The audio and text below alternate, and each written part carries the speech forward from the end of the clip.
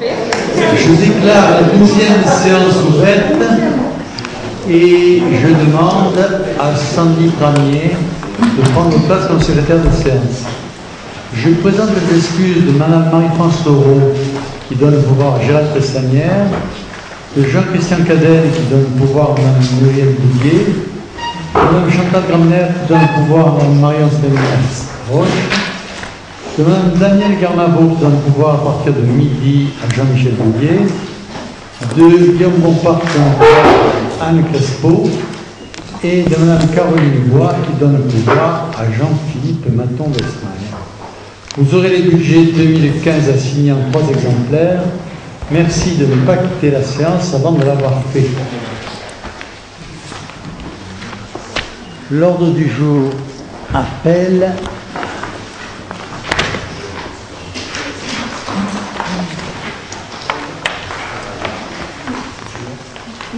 Gérald Tessanière. Oui. Juste pour faire un petit préambule, pour saluer le travail de 2 associations. La première, Loisirs en Fête, qui, une fois de plus, avec succès, a créé l'événement par la journée du printemps gourmand. Donc pour un essai, une fois de plus, ça a été un essai réussi. Et puis on a tous eu un petit communiqué de Lazon qui va démarrer, là aussi une fois de plus, sa campagne de play-off. Donc je pense que le club mérite d'être vraiment encouragé et mérite d'être aidé par tout le monde, au-delà des différences politiques. Voilà, je voulais simplement saluer le travail de Lazon et faire remarquer que on doit vraiment aider ce club quand on voit comment le club de volley d'Avignon est aidé par le conseil régional et le conseil général. C'est ce qu'on fait déjà à Orange. Mais je pense que c'est important d'aider une équipe qui porte haut les couleurs d'Orange. Voilà. Je vous remercie beaucoup. Je partage votre analyse sur ces 2 dossiers et je pense que la majorité tout entière est d'accord. Et j'ajouterai que surtout ce qui n'est pas bien, c'est de poignarder les gens qui font ce qu'ils peuvent, comme cela a été fait dans les cas sus-évoqués. Rapport. Alors, je donne la parole à Gérald Tessanière sur le dossier numéro 1. Oui, dossier numéro 1. Le renouvellement de la délibération numéro 65-2010 en date du 17 février 2010 portant exclusion du champ d'application du droit de préemption urbain la vente des lots issus des lotissements autorisés. Donc, ça a été valable pour 5 ans. Donc c'est à renouveler. On exonère donc du droit de préemption les lots des lotissements autorisés. Alors il est donc demandé au conseil municipal de bien vouloir décider de renouveler la délibération portant exclusion du champ d'application du droit de préemption urbain, la vente des lots issus de lotissements autorisés, et préciser que la présente délibération fera l'objet de toutes les mesures de publicité prévues et l'affichage en mairie pendant une durée d'1 mois, l'insertion dans 2 journaux diffusés dans le département, et autoriser M. le député maire ou son adjoint habilité à signer toutes les pièces inhérentes à ce dossier. Est-ce qu'il y a des questions? Pas de questions, passe au vote. Qui est contre, qui s'abstient, qui est pour? Le dossier est adopté, je vous remercie. Dossier numéro 2. Alors, dossier numéro 2, aménagement de la rue de la Baromètre, acquisition d'une bande de terrain détachée de la parcelle cadastrée section VT numéro 474 appartenant à l'indivision Gallier. Dans la rue de la Baromètre, vous avez un plan, vous avez un redressissement effectivement, c'est une rue à double sens et qui est plus large du côté du parking subi. Donc il est demandé d'acquérir cette bande de terrain qui, après négociation avec l'intéressé, cette dernière, la propriétaire, a accepté de céder la dite bande de terrain aux conditions suivantes: cession à titre gratuit, détermination de la surface exacte à acquérir par document d'appartage, déplacement et rétablissement par la commune de la clôture et tout équipement existant, boîte aux lettres, sonnette, éclairage, aux nouvelles limites de propriété, et ce conformément à la réglementation en vigueur, et la prise en charge par la commune des frais de géomètre et de notaire. Est-ce vous avez des questions? Pas de questions, pas ça. Oui, oui, effectivement, la rue de la Baronnette est très étroite, mais est-ce que l'acquisition de cette seule portion de terrain permettra de régler le problème de l'étroitesse de la rue? Parce qu'en fait, est-ce qu'il n'y aurait pas possibilité de mettre la rue des Prés et la rue de la Baronnette en sens unique? Non, dans un premier temps, ça résout une partie du problème, parce qu'il est prévu dans le temps d'acheter d'autres terrains pour agrandir cette voie. Actuellement, ça permet de faire une sorte de chicane pour ralentir la vitesse, parce que dans cette rue, la vitesse est un peu élevée également. Donc, ça nous permet de faire une chicane, et par la suite, peut-être d'acheter des terrains en face, où il y a des jardins. Et ça se fera dans un deuxième temps. Pour le moment, c'est une solution qui tient la route. Qui est contre? Juste un tout petit mot, on voit que cette acquisition ne va pas au bout de la parcelle 474, c'est qu'il y a quelque chose qui bloque. On ne peut pas, il y a une maison. Ah d'accord, c'est qu'il y a un bâti. Voilà, c'est la raison pour laquelle on ne peut pas aller plus loin. Qui est contre, qui s'abstient, qui est pour de cet adopté? Je vous remercie. Dossier numéro 3. Dossier numéro 3. C'est le budget annexe du parking souterrain du Théâtre Antique, le budget primitif exercice 2015. Donc c'est simplement la section d'exploitation. Donc vous avez les recettes prévues 52 820 et les dépenses équilibrées à 52 820. Vous avez sur le document annexe tout le détail. C'est une prévision. Si vous avez des... Donc je vois que ce budget est réduit de plus de la moitié, le budget primitif, par rapport aux charges à caractère général. Il passe de 73 000 euros à 35 000 euros. Je vous rappelle que sur le budget primitif 2013, le total affichait 126 000 euros, donc on est sur une baisse sur plusieurs années. J'aimerais savoir quel est le poste qui subit cette diminution, quelle est la raison de cette diminution. Et j'aimerais souligner que cette gestion de ce lieu public n'est pas optimale. Vous n'avez pas du tout de transparence dans cette gestion. Vous avez le parking est très sale, peu engageant. Vous avez la ventilation mécanique qui fonctionne en permanence, les gâches électriques pour entrer qui ne fonctionnent plus. Il est très peu fréquenté. J'aimerais bien savoir quel pourcentage de personnes le fréquentent. Et est-ce qu'il ne serait pas possible de mieux flécher ce parking, de mieux optimiser sa fréquentation, peut-être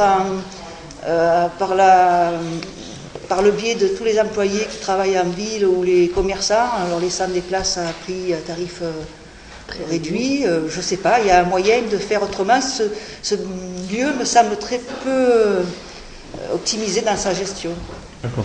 Alors, dans un temps, je vous explique que le problème de l'entretien à l'intérieur, on n'a pas pu refaire les peintures actuellement parce qu'on est toujours en conflit avec l'entreprise qui a fait les travaux.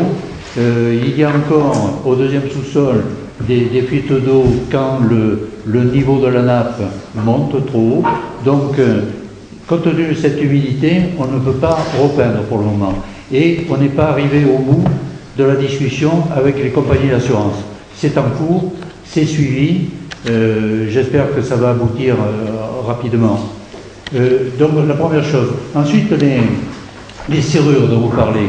Ça c'est en cours également de changement. Il est envisagé de mettre une ventouse pour tenir les portes fermées, parce que ces serrures qui sont théoriquement faites pour résister à 250 kg, en réalité ne résistent pas et se cassent régulièrement. C'est la raison pour laquelle actuellement les portes sont battantes. Mais c'est en cours. Tous les documents ont été signés pour faire ces changements. Ensuite, pour la signalisation de ce parking, il se trouve que tous les étrangers, enfin les étrangers à Orange, trouvent facilement ce parking, puisque l'été, il est occupé. Ce sont simplement les Orangeois qui l'occupent moins. Alors, la raison, c'est difficile à savoir pourquoi. On a mis 2 heures de gratuité. Ces 2 heures de gratuité, c'est pas forcément la solution.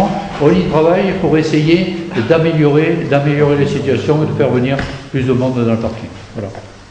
Elle vous a posé une question sur la possibilité d'avoir des abonnements intéressants pour les personnes qui demeurent en centre-ville. Vous n'avez pas répondu à cette question. Les abonnements ne sont pas chers.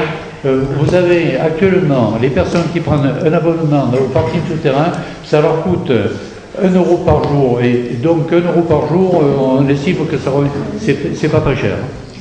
Allez dans les on passe au vote. Qui est Par rapport contre, à la propreté, monsieur, qui parce que j'attends bien que la peinture... Qui est pour? Le dossier pas la est adopté, refaire, je vous la en propreté. remercie.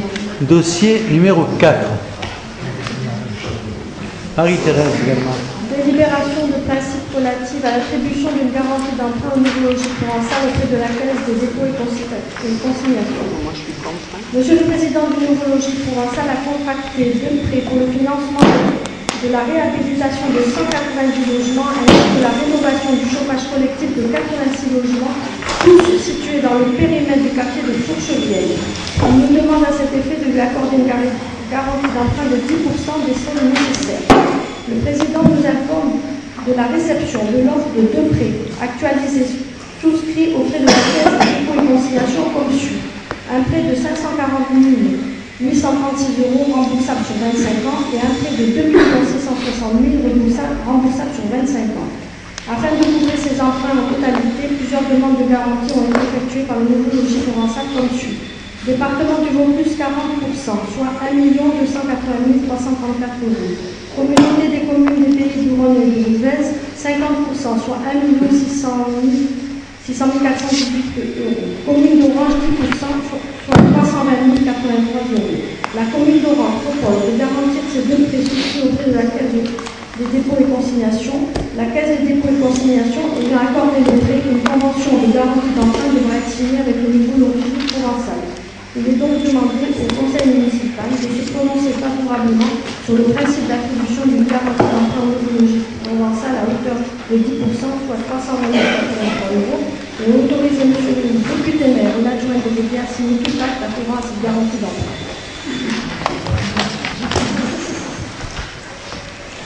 Allez-y. Oui, ce que je voulais dire...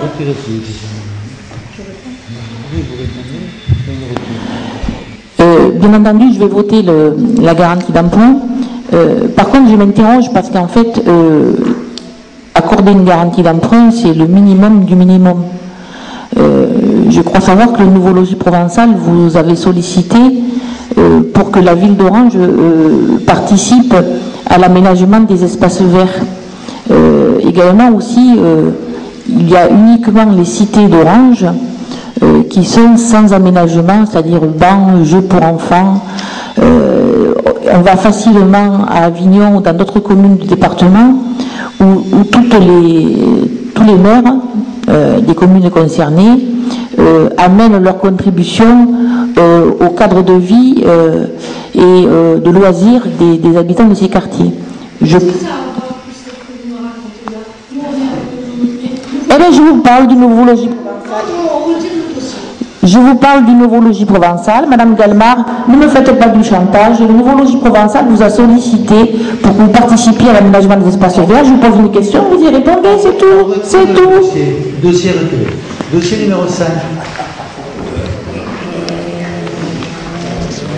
Mise à disposition de la maison de la principauté, approbation des tarifs. Suite à l'intégration de l'Office au tourisme à la CCPO, la gestion de cette salle relève désormais de la compétence de la commune. Elle sera dorénavant gérée par le service de manifestation. Alors, il est proposé le tarif suivant. Pour les exposants orangeois, 100 euros par semaine d'exposition, 25 euros par jour. Pour les non-orangeois, 250 euros la semaine, 50 euros par jour. Dépôt de garantie, 1500 euros.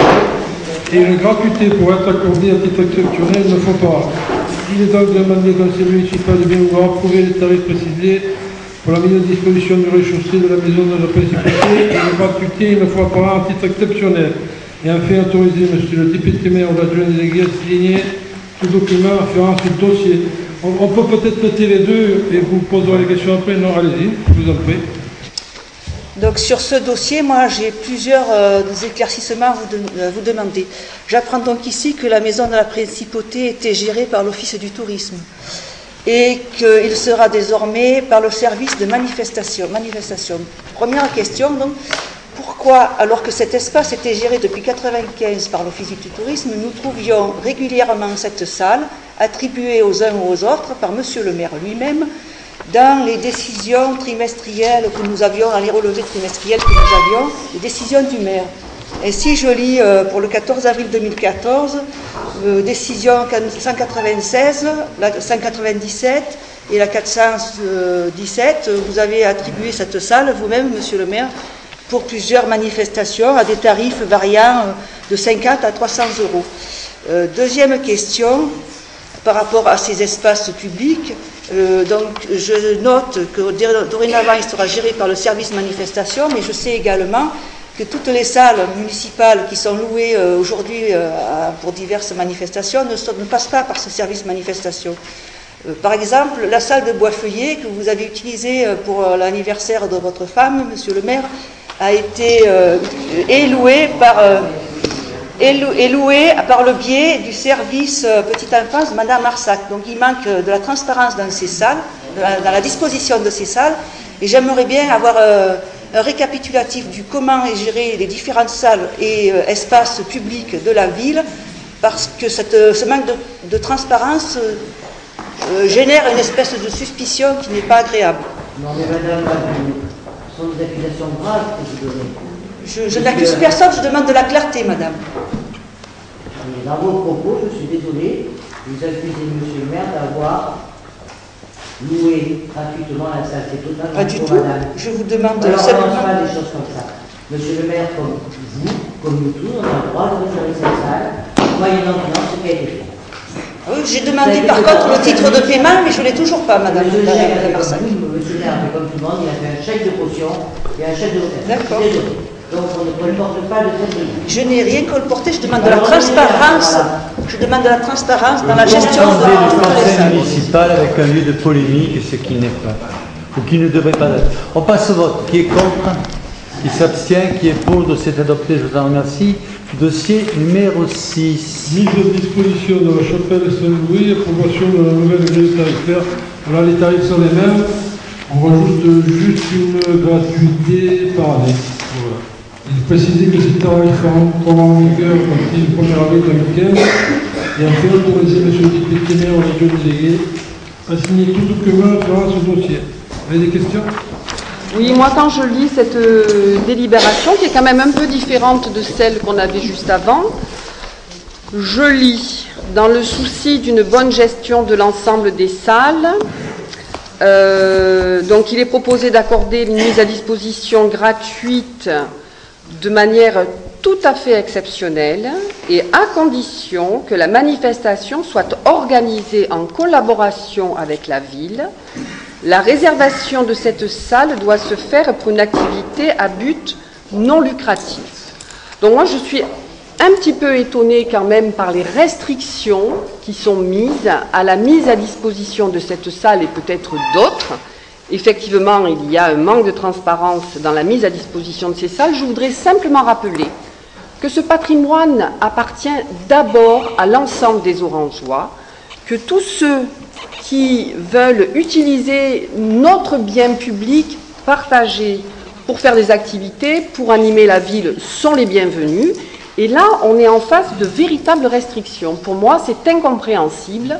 Ce n'est pas le patrimoine de l'équipe majoritaire ici qui ferait, contrôlerait, regarderait, autoriserait ce qui se fait dans ces salles, mais on doit y laisser faire. Alors, bien sûr, l'entretien, ne pas démolir, ça c'est normal, il y a les chèques de caution pour ça.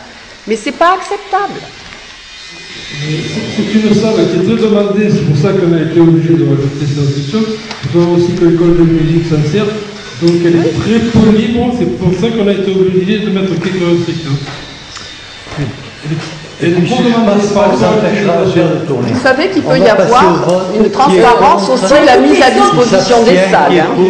Bon, monsieur Bourges, alors moi, écoutez, je quitte la séance. On ne peut pas discuter, on ne peut pas poser des questions.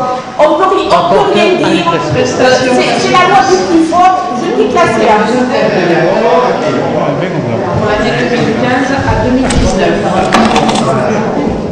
Avenant de transfert sur le lot numéro 5 et risque statutaire du personnel. Donc, par délibération en date du 12 décembre 2014, le Conseil municipal avait approuvé les marchés d'assurance pour une durée de 5 ans, qui prenaient effet au 1er janvier 2015.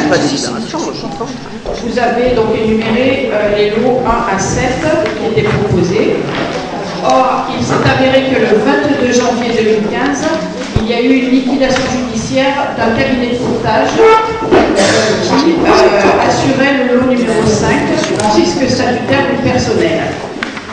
Donc cette liquidation a cependant entraîné aucune résiliation de contrat, car le cabinet d'assurance Lasmakel se propose donc de transférer à son compte la partie du marché qui était concernée.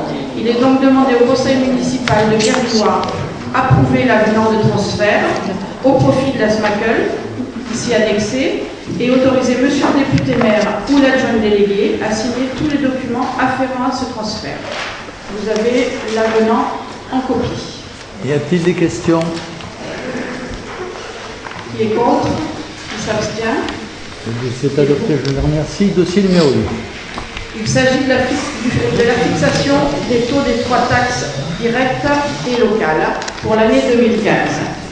Donc le conseil municipal vote le produit global des contributions directes et décide de sa répartition en fixant chaque année le taux de chacune de ces 3 taxes, en respectant bien entendu certaines règles de proportionnalité qui se entraînent.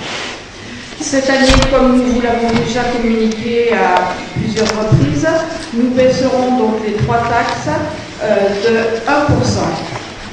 Petit rappel quand même, depuis 1995, elles baissaient chaque année de 0,5.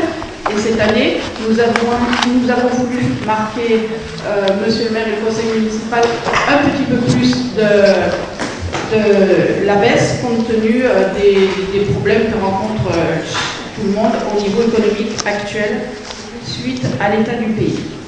Il est donc demandé au conseil municipal de bien vouloir fixer les taux actualisés selon les bases prévisionnelles pour l'année 2015, de voter les 3 taux des 3 taxes et d'autoriser monsieur le député maire ou l'adjoint délégué à signer tous les documents relatifs à ce dossier. Oui, madame. Allez-y. Donc moi je note que nous avons une augmentation sans arrêt de ces prélèvements fiscaux sur les Orangeois, une forte pression fiscale. Effectivement, vous baissez aujourd'hui de 1% le taux, nous votons un taux avec une baisse de 1%, mais si vous regardez votre budget primitif, la dernière page, donc vous avez une base pour la taxe d'habitation qui baisse de 0,57%. Par contre, pour la taxe foncière, pour les propriétés bâties, elle augmente de 2,40, ce qui fait un bout de course, une augmentation effective sur tous les Orangeois de 1,39%. Oui, mais vous parlez pour la taxe, des bases, on n'y peut rien. J'y peux rien, je peux continuer ma démonstration si ça vous fait rien. La taxe foncière sur les propriétés. C'est voté par l'État. Excusez-moi, la taxe foncière sur les propriétés non bâties augmente de 3, si vous ne voulez pas me laisser parler, c'est votre choix, mais je parle. Répondez à côté. Non, je rapporte pas, je parle pas à côté. Ben non, on est en train de dire la taxe foncière sur les propriétés non bâties augmente de 3,93%, c'est sur votre document. En bout de course, nous avons une augmentation de 2,90%. Votre baisse de 1% est complètement ridicule. Elle est absorbée par les augmentations des bases. La semaine dernière, elles n'ont pas compté encore. Elle est augmentée. Nous sommes la seule commune probablement en France à baisser encore les taxes. Y a-t-il d'autres questions? Mais vous ne faites rien avec l'argent que vous prélevez sur les Orangeois. Parce que vous pouvez baisser encore plus.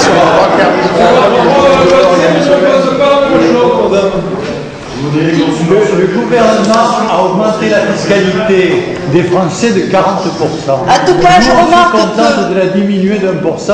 On ne peut pas compenser les dérives totalitaires de l'État. Bon, on passe au vote. Qui est contre? Qui s'abstient? Qui est pour? Dossier est adopté, je vous remercie. Dossier numéro 9. Alors, le budget principal de la ville d'Orange, en budget primitif, exercice 2015. Le budget primitif de l'exercice 2015 de la ville d'Orange est constitué d'un montant total de 49 622 538 euros et se présente de la façon suivante. En section de fonctionnement, vous avez en recettes et dépenses un budget équilibré à 37 035 333 euros. Et en section d'investissement, pour les recettes et dépenses pareilles, un budget équilibré à hauteur de 12 587 205 euros. Il est donc demandé au Conseil municipal de bien vouloir approuver dans tout son contenu le budget primitif 2015, le budget principal de la ville d'Orange, et d'autoriser ainsi Monsieur le député maire ou l'adjoint délégué à signer toutes les pièces relatives à ce dossier. Je voudrais, si j'y suis autorisée, faire quelques commentaires, parce que quand même, en préalable à mon intervention, si ce moment qu'on passe ensemble une fois par mois vous embête, faites passer une délibération en disant que le conseil municipal d'Orange se fera à huis clos simplement avec la majorité et sans personne. Allez jusqu'au bout de votre démarche. Que l'on dise la même chose à chaque fois, bien sûr c'est normal, vous avez toujours la même politique. Donc nous, on dénonce cette politique. C'est pas parce que vous enfumez les orangeois comme vous le faites. Ben oui, c'est une réalité, vous le savez bien. Vous savez. Vous en voyez.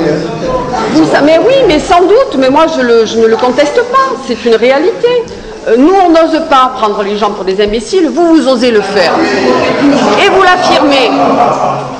Et vous l'affirmez, mais bien entendu, on le verra d'ailleurs dans l'ensemble de ce conseil municipal. Aujourd'hui, ce conseil municipal a pour objet principal de régler toutes les dérives financières qui sont les vôtres depuis 1995 pour rétablir des règles à peu près justes pour dégonfler la pression fiscale orangeoise. Donc, c'est ce que nous, on dénonce. Moi, je le dénonce depuis 2002, parce que 2001, il a fallu que j'essaie de comprendre. Donc, s'il vous plaît, souffrez que ce moment que nous passons ensemble, on essaye de le passer le plus cordialement possible. Nous, on souffre de vous supporter, eh ben faites pareil, quoi, c'est tout. Donc, du coup, je fais mon intervention si vous le voulez bien. Nous allons passer au vote. Non, s'il vous plaît, laissez-moi faire cette intervention sur ce budget primitif. Sinon, vous faites une délibération, vous dites qu'il n'y a plus besoin d'écouter l'opposition. Bon, alors, donc, j'interviens, et Madame Crespo, j'espère, comme on ne va pas être nombreux à s'opposer à ce budget, ce que je souhaite, si c'est possible, c'est d'avoir un échange assez direct. Je prends la note de synthèse, parce que ce sera plus facile à suivre. Donc, je suis à la page numéro 8 de la note de synthèse, donc, où on constate une augmentation des charges à caractère général de 690 000 euros. Alors c'est vrai qu'en ces temps, vous le disiez tout de suite, en ces temps de disette, c'est un peu inexplicable. Donc je suis allée voir dans le détail pour essayer de comprendre ce qui avait bougé. Est-ce que vous pouvez me donner des explications? Je prends les chiffres les plus gros. Pourquoi en eau et en assainissement, on prend 240 000 euros de plus? Parce que c'est une prévision, Madame Autant, par rapport au prix d'augmentation du fluide. Mais vous le baissez? Vous le baissez? Vous avez une délibération après ou vous le baissez? Bon, donc vous n'avez pas d'explication. En gros, pourquoi? Alors peut-être là, un détail aussi, l'augmentation des locations mobilières de 124 000 euros, c'est pas rien.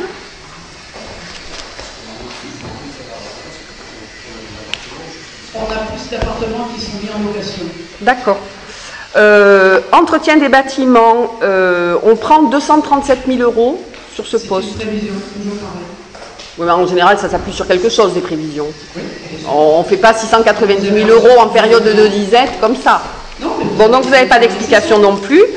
Études et recherches, 165 000 € en études et recherches. Alors en général, moi j'ai regardé quand même le détail du BOP. Du DOB. 165 000 €, je n'ai pas trouvé la trace de ces études, 165 000 €. Bien souvent, les études, elles sont dans un projet. Elles sont dans...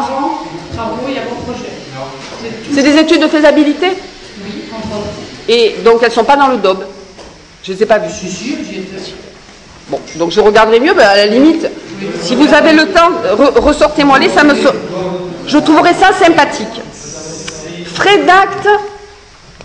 d'acte et de contentieux. Déjà 100 000 €, ça fait mal.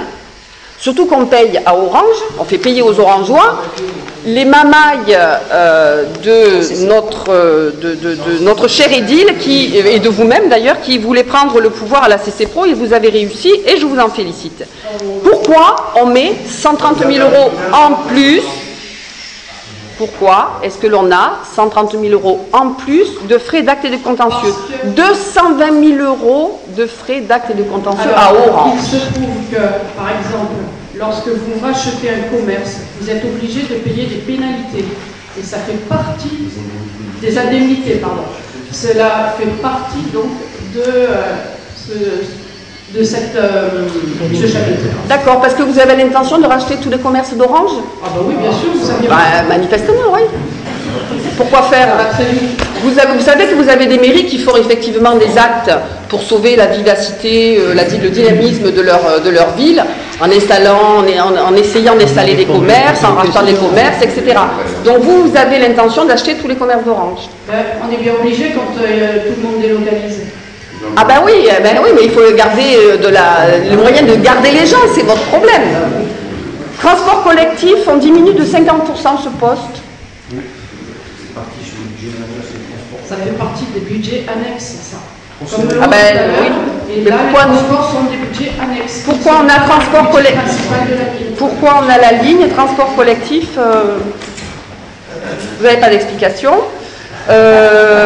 Et puis, oui, 111 000 €, alors ça peut-être que vous allez y arriver. Taxe foncière, on prend 111 000 € de plus. Il faut réviser, Mme Crespo. Hein. Bon. Elle a posé toutes ces questions, on a répondu à toutes ces questions. Non, j'ai pas terminé, monsieur le maire, excusez-moi, je suis la seule à intervenir. Monsieur le maire, s'il vous plaît, je vous remercie. Donc je passe à la page numéro 9, je suis en bas de la page numéro 9, et je lis: le virement de la section de fonctionnement à la section d'investissement revient à un niveau normal. Donc on est bien d'accord, depuis au moins 2001, parce que moi, de 1995, j'étais pas là, c'était anormal. On est d'accord. Non, c'est ça. On est d'accord. L'année dernière, il y avait une reprise d'affectation. Ah ouais, non, vous avez juste dire que vous étiez dans des... Mais elle connaît mieux les réponses que vous. Il faut quand même que chacun le sache. C'est ma manière de voir les choses. Souffrez encore 2 minutes. Souffrez encore 2 minutes. Donc, vous constatez effectivement quand nous avions des gains anormaux, ce qui est une réalité, parce que c'est dit dans tous les rapports de la Cour des régionales des comptes. Page 12. Je suis en haut, les principales recettes. Alors là, pareil, une question, vous allez sûrement pouvoir me répondre. L'attribution de compensation de la CCPRO, 5,9 millions. Alors, de ce que... Je n'ai pas vérifié, je m'en excuse. Moi, j'avais retenu qu'on mettait 3,5 millions par an de reversement de la CLECT. Dans la discussion qu'il y a eu, qui a été approuvée à majorité par toutes les instances de la CCPRO, on était à 3,5 millions annuels. Donc, question, pourquoi 5,9 millions? Si ça ne vous dérange pas, je vais passer la parole à M. Vix qui vous l'expliquera de façon technique. Merci. Bonjour. Alors, bonjour, monsieur. Le chiffre exact qui a été retenu pour l'attribution de compensation, c'est 4,3 millions. Ouais, c'est 4,3 millions à compter du 1er janvier 2014. Sauf que depuis le 1er janvier 2014 jusqu'à aujourd'hui, on est sur une base de 2,8 millions. Donc le chiffre qui a été inscrit, c'est les 4,3 millions plus les 14 Ça fait 2 ans, quoi. De rattrapage. D'accord, ok. Bon, c'est ce que je pensais, mais je vous remercie de me le repréciser. Bah oui, on est là pour ça, hein, pour comprendre. Hein. Je suis page 13, les produits des services. Donc, c'est l'occupation du domaine public. Donc nous étions à la médiathèque. Donc nous étions à 2 191 500. Non, nous avons une prévision de plus 9% des services payés par les Orangeois. C'est pas forcément une augmentation, ça peut être une augmentation de personnes qui viennent, par exemple à la médiathèque. C'est bien, donc vous avez l'intention de faire des projets autour de la médiathèque, ça c'est une bonne nouvelle. C'est un budget prévisionnel. On vous appuie là-dessus. Ça ne reste qu'un budget prévisionnel. Ben oui, je sais, mais vous avez raison de souligner ça, parce que c'est vrai que ce qui serait intéressant, mais ça on l'a dit plusieurs fois, du coup je le répète, ce serait intéressant de pouvoir avoir un budget prévisionnel qui soit sur un compte administratif, d'autant qu'on n'est pas très très loin, je pense que vous n'êtes pas très très loin de boucler le compte administratif. Si je peux intervenir, donc les comptes administratifs pour l'instant sont toujours en phase de corrélation avec le trésorier. Il y a deux façons de voter un budget. C'est effectivement, on dit, on regarde ce qu'on a consommé l'année dernière et on remet exactement les dépenses, mais ça n'a pas trop de sens. Et nous, notre principe, c'est de recevoir tous les chefs de service, de discuter avec eux de ce qu'ils ont besoin, et ensuite de comparer avec le taux de réalisation. Sauf que quand on fait notre préparation budgétaire, on n'est pas encore sur des taux de réalisation définitifs, puisque même après le 31 décembre, il y a encore des opérations comptables qui s'inscrivent. Donc nous, la démarche, c'est d'être le plus juste possible, et effectivement, notre chapitre 011, donc les dépenses de fonctionnement, sont à plus 600 quelques mille, vous l'avez parfaitement souligné, mais les explications, on vous les a données dans la note de synthèse, elles sont là, et ça reste de toute façon un budget primitif. Donc ce qu'il faut savoir, c'est qu'une fois que votre budget est voté, si vous l'avez calqué au centime près et que vous êtes en dépassement sur un chapitre, vous êtes obligé de réunir encore le conseil municipal et de reprendre une décision modificative, c'est un jargon technique, disant qu'on prend un peu d'argent quelque part pour le mettre ailleurs. On le fait régulièrement. Donc, en prévision, on a préféré mettre un peu plus d'argent sur ce chapitre 011, puisque nous avons notamment le poste des énergies qui n'est pas quantifiable actuellement, c'est vrai que le pétrole, tout ça, c'est à un niveau bas, mais on ne sait pas qu'est-ce qui peut arriver dans l'année. Et de toute façon, un budget prédictif n'est qu'une prévision. Donc on ne pourra pas être à la fin de l'année à un taux de réalisation proche de 100%. Chez nous, on est à effectivement 99, presque 100%. On y arrive, mais on se doit quand même d'avoir une certaine prudence dans les inscriptions budgétaires. Non, mais monsieur le maire, je n'ai pas terminé, s'il vous plaît. On va arriver aux choses les plus importantes, c'est la dette. J'ai quand même d'autres questions. Monsieur le maire, s'il vous plaît, laissez-nous discuter. Les remboursements sur rémunération, qu'est-ce que c'est? Page 14.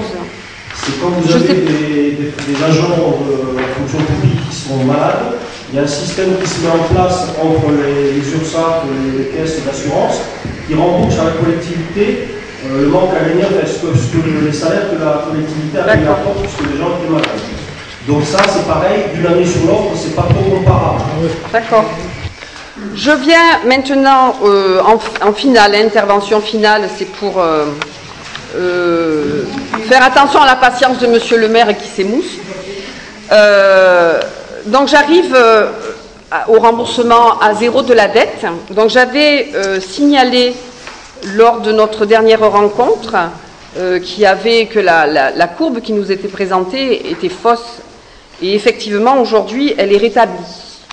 Donc aujourd'hui, elle est rétablie et sur nos dernières rencontres, on avait une courbe qui sautait allègrement le compte administratif de 1996 au compte administratif de 2002.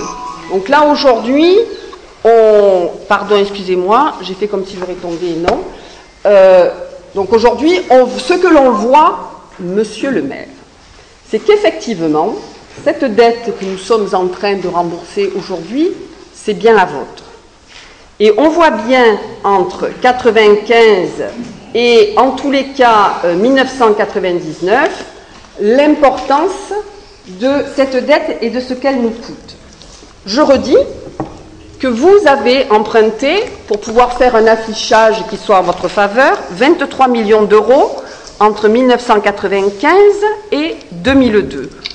Parce que je l'ai dénoncé suffisamment en 2002, parce que la Cour régionale des comptes vous a épinglé là-dessus, en 2002, vous avez arrêté de faire des emprunts et puis la coupe était pleine, si je puis dire. Ceci nous a coûté pratiquement 12 millions d'euros d'intérêts. En plus, comme c'est de l'argent public et que finalement on s'en fout, que l'on bloque 30 millions d'euros dont on ne fait rien, cet argent, mais nous on a des traces, sauf que nous on a des traces, c'est que ici c'est de l'argent qui s'envole, qui ne produit rien. Et ça vous a... Et ce sont... vous me répondrez, ou alors vous me ferez une fiche pour me dire que je me trompe. Moi, j'accepte de me tromper. Cet argent qui a été bloqué, c'est 7 millions d'euros. C'est-à-dire qu'aujourd'hui, on peut dire que votre gestion désastreuse de l'argent public, parce que vous enfumez les orangeois sur les problèmes techniques compliqués, c'est 20 millions d'euros. 20 millions d'euros qui n'ont rien produit et qui se sont évaporés. Vous qui avez demandé des cours de finance à M. de Coster, est-ce que la région... non, moi je ne risque pas. Bon, la parole est au fonctionnaire qui, à mon avis, aura j'essaye de suivre que les farfelus qui ont pris la parole. Alors, pour répondre à Mme Autant, donc si on regarde effectivement la courbe en 95, on arrive à un endettement par habitant à peu près de 1 480 €, et 2 ans après, on a pris à peu près 200 €. Donc je ne pense pas que le delta entre 45 millions d'euros en 95, qui représente 1480, je ne pense pas qu'en ajoutant la moitié, c'est-à-dire 23 €, on aurait plus de 200 € d'augmentation par habitant. Donc ça fait 7 millions au total. Explosée, elle serait en dehors du tableau et peut-être sur la diapo au-dessus. Ça fait 7 millions au total, monsieur. La parole est au fonctionnaire. Ce que je peux dire. Vous ne me parlez pas comme ça. On ne peut pas. Vous ne me parlez pas comme ça. Des questions et refuser d'écouter les réponses. Monsieur le maire, vous allez vous faire du mal. Vous allez vous faire du mal. Calmez-vous. Alors vous n'avez pas la parole. Calmez-vous. Calmez-vous. Suspension de séance.